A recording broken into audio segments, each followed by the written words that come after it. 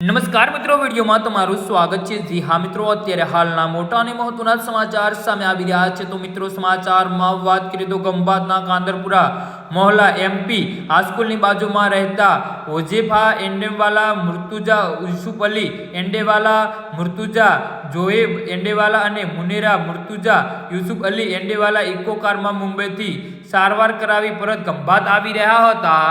તે દરમિયાન સુરતના પલાસણા તાલુકાના દસ્તાન ગામની સીમા એક્સપ્રેસ હાઈવે પર ટોલ નાકાથી ક્રીમ તરફ જતા માર્ગ પર આયસર ટેમ્પોનું ટાયર ફાટતા તે રસ્તા પર ઊભું હતું। આ દરમિયાન પાછળથી આવતી ઇકો કાર ટેમ્પોના પાછળના ભાગે અથડાઈ હતી। અકસ્માત એટલો ભયાનક હતો કે કારમાં સવાર તમામ ચારે લોકોને ગંભીર ઇજાઓ પહોંચતા તેમનું ઘટના સ્થળે જ મોત નીપજ્યું હતું। બનાવની જાણ થતાં જ પલાસણા પોલીસ કાફલો તાત્કાલિક ઘટના સ્થળે દોડી આવ્યો હતો, જ્યાં મૃતદેહને બહાર કાઢી પોસ્ટમોર્ટમની કાર્યવાહી સહિત તેમની ઓળખ કરી વાલી વારસોની જાણ કરવામાં આવી હતી। સમગ્ર મામલે પલાસણા પોલીસ દ્વારા આગળની કાયદેસરની કાર્યવાહી હાથ ધરવામાં આવી છે। જી હા મિત્રો, તો આના વિશે તમારું શું કહેવું છે તો નીચે અમારી કમેન્ટ બોક્સમાં જરૂરથી જણાવજો અને અમારી યુટ્યુબ ચેનલને સબસ્ક્રાઇબ કરવાની ભૂલતા નહીં। ધન્યવાદ।